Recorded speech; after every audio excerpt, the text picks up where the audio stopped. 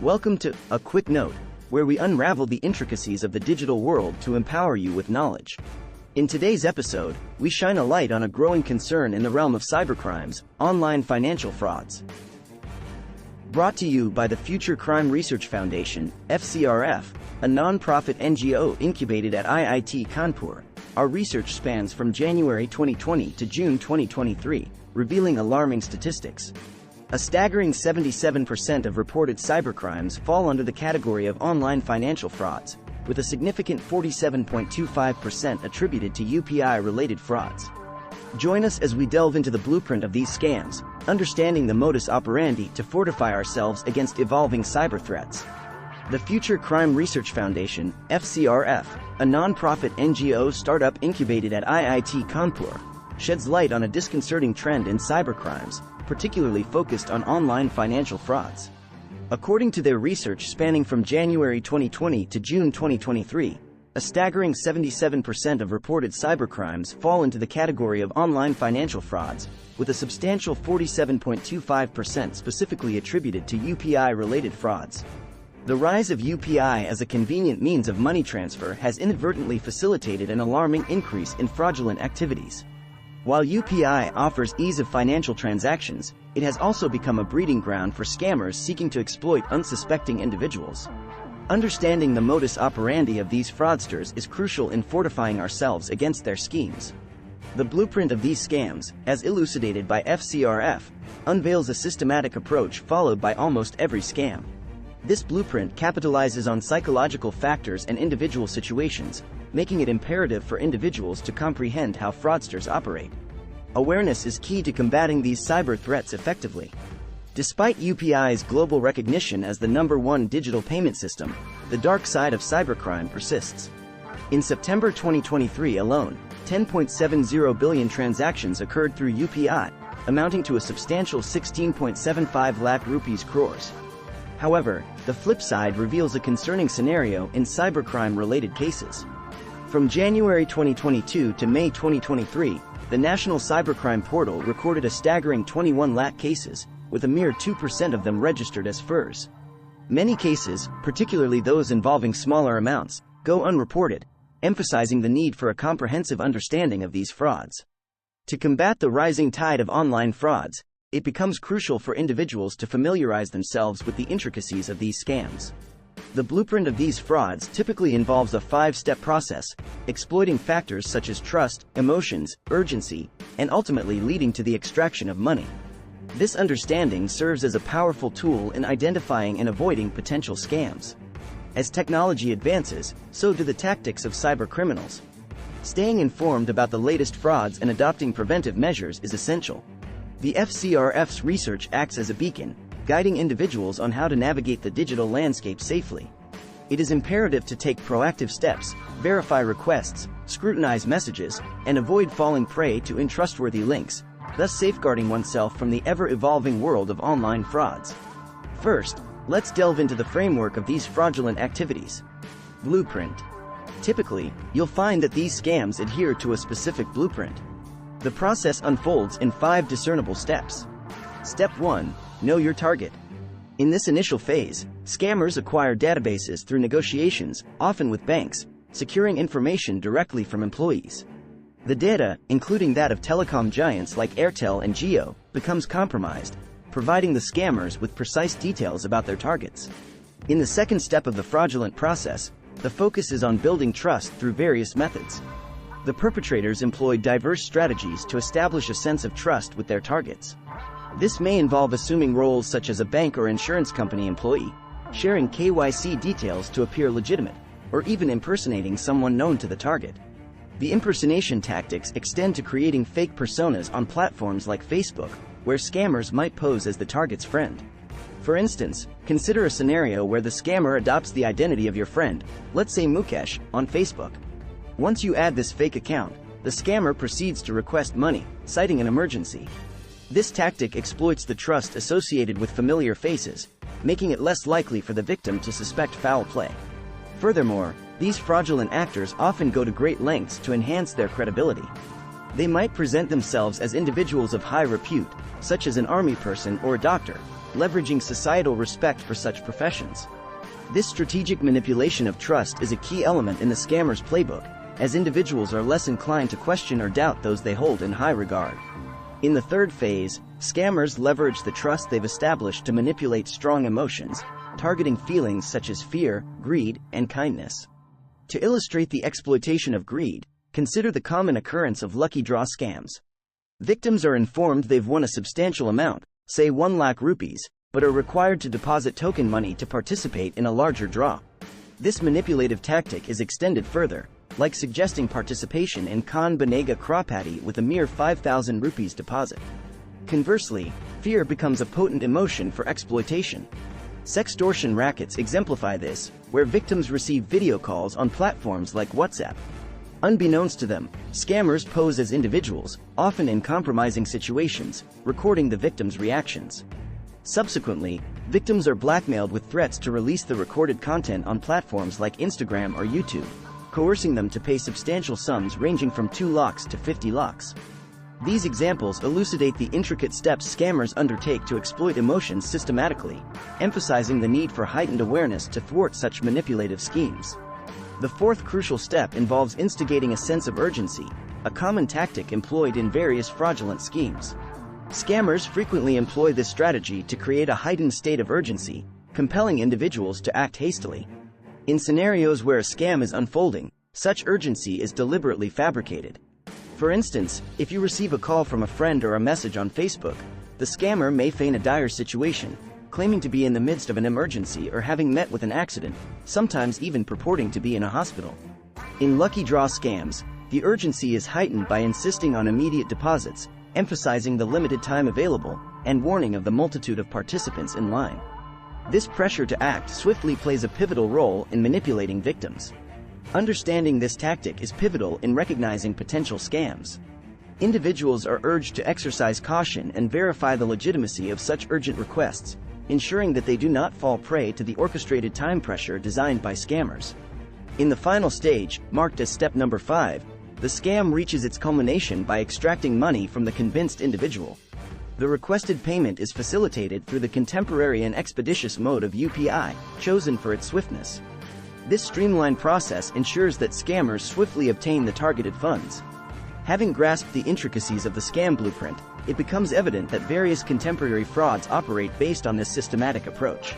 Numerous examples of such fraudulent activities align with this blueprint, highlighting the need for vigilance and awareness to safeguard against falling victim to these deceptive schemes. Let's discuss about latest UPI scams types of frauds. The first one is impersonation fraud. This is a very popular fraud, and it has been going on for a long time. It is still very popular. In this, a popular company or a popular person is impersonated. So here you should check whether it is actually a genuine ID or not. Similarly, you often get an email from a popular company or a trustworthy company that you are using an illegal software. For example, someone may say that you are using an illegal software in Microsoft Office. So you may get scared suddenly. In this case, they will generally tell you that you should legalize it within 7 days. Look, a sense of urgency is being created here too. So you may get into this trap. If you take the name of a trustworthy company, then you will also build trust. Maybe he is right. But here you have to note one thing. Which domain name is this email coming from? Did it come from the official Microsoft.com? You need to check this. Secondly, the URL that you are being asked to click on is that the real domain name of that company?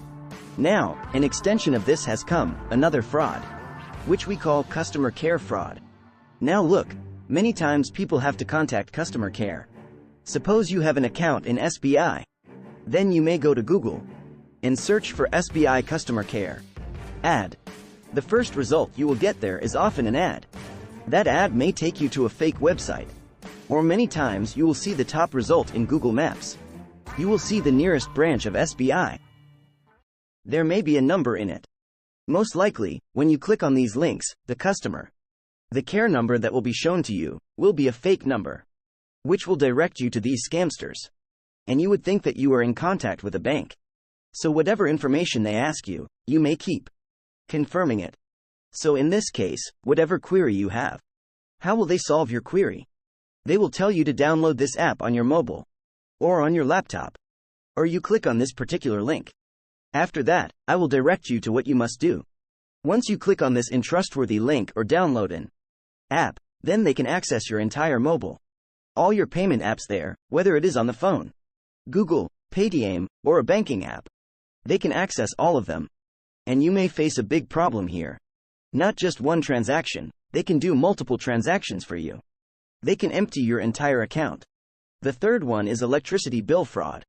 That is, wherever you pay your electricity bill.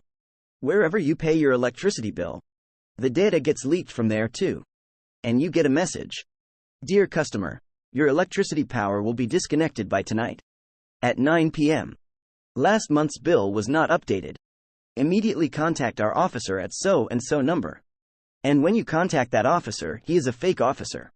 He is a scammer. So he will tell you to quickly fill your bill from UPI. Otherwise, we'll cut your power. There is a sense of urgency too. And you are scared. There is a strong emotion too. So, you quickly fill your bill of 6,000 rupees, which you have received a message for. Now, I just talked about the electricity bill. You may get a message about the internet bill, or a gas bill, a message of the mobile bill. So, the blueprint of this scam that I discussed with you. This is why we need to know. The fourth type of fraud, which is very common these days, is money transfer fraud. Here, you get a message from a bank that you have received 6,000 rupees or Rs. 7,000 in your account. In your bank account, for example. And as soon as you got this message, you immediately receive calls. A guy contacts you. He will tell you that by mistake, I have transferred this money to you. So, can you send this money back to me? I am stuck in a medical emergency. I had to pay this money to a chemist to buy medicines in the hospital. I may have sent this money to you on the wrong mobile number from UPI. So, here too, a sense of urgency is being created. The person is stuck in an emergency. And your strong emotion, i.e., kindness, your mercy is being targeted. So, you are being asked if you can send this money back. Look, it may have been transferred by mistake. So, why not go and check the banking app? Go to your bank and see if it has been transferred. Have you received this money in the past? Most likely, it won't happen. That's why it's a scam, and it's a common scam. Let's talk about another common fraud that is going on a lot these days, which is investment fraud. Many times people contact you that you can earn money sitting at home, and for that, you have to invest a little bit. But that investment will double very soon. It will double in 15 days, or it will double in a month. For this, you have to work very simply. You have to go to a YouTube profile and you have to like their videos and you have to comment on them. You will realize that you can do it at home. The money will double and you will get it in a month or two. Initially, you may invest 2,000 rupees and within a month, you will get 4,000 rupees back. Next month, you may invest 10,000 rupees and you will get 20,000 rupees back. Now, you are in trouble. Now, you will be convinced to invest 50,000 rupees or 100,000 rupees. As soon as you invest such a big amount of 100,000 rupees, you will never get it back. So, we have understood that very common frauds are going on. Many other frauds go on continuously, like pay for job scam, sextortion fraud, OTP scam, KYC fraud, lucky draw scams. The list is countless. But as I told you earlier, if we understand the blueprint of the scam, then we detect every fraud. So, with this, we come to our next section. That is how we have to save ourselves. Steps to avoid online frauds. From online frauds. So, here, our first step is to look for red flags. That is, we should try to spot it before the fraud happens. For example, if there are spelling and grammatical errors in the messages, then this should be the first red flag for us. You suddenly get a friend request on Facebook and you accept it. And suddenly they ask you for money. Out of nowhere, after so many years, suddenly, someone asks you for 10,000 rupees. Isn't it amazing? A red flag should be generated here. Even if you have to click on the pay button, then double check whether I am getting money here or I have to pay. 2. Avoid downloading or clicking on unreliable apps or links. Installing the wrong app on your mobile device can grant scammers complete access, jeopardizing your personal information and financial security. It's a critical point to remember to prevent unauthorized access and potential financial losses. 3. Earning money is not usually an effortless endeavor. If you come across opportunities offering minimal or seemingly impractical returns, or promises of rapid doubling of your funds, it's essential to raise a cautionary red flag. Such scenarios often indicate potential risks or deceptive schemes that demand careful scrutiny and skepticism to safeguard your financial well-being. 4. You should always refuse to share your OTP or PIN with anyone. Despite it being a well-worn cautionary phrase, its significance cannot be overstated. Remember, you never require a PIN to receive money. It's crucial to internalize this information to ensure the security of your financial transactions and protect yourself from potential fraud. 5. Avoid using screen-sharing software like AnyDesk or TeamViewer. Screen-sharing software should not be shared with a stranger so that they get full access to your computer. Many people have become aware of this. That's why these scammers use another software, Rustdesk. The point is that you should not use any screen-sharing software so easily, especially if you are dealing with a stranger. 6. Don't use payment apps on public Wi-Fi. If you are accessing payment apps on public Wi-Fi, then it is possible that your data can be stolen, or your mobile can be accessed from there. But many times, we have to use public Wi-Fi if our mobile, the signal is not coming. In such cases, finish your work and disconnect that Wi-Fi, especially when you've to pay. Then try to use your mobile network only. These are the typical scams that occur frequently through UPI, and we've covered strategies to handle them. If you've encountered such fraudulent activities, please share your experience in the comments section. Your insights can benefit the entire community. Additionally, show your support by liking and sharing this video with your friends and family. It's guaranteed to provide them with valuable information. If you haven't subscribed to our channel yet, consider subscribing and clicking the bell icon for notifications on the latest videos from A Quick Note. We look forward to seeing you in our next informative video. Until then, continue your journey of learning, earning, and staying happy.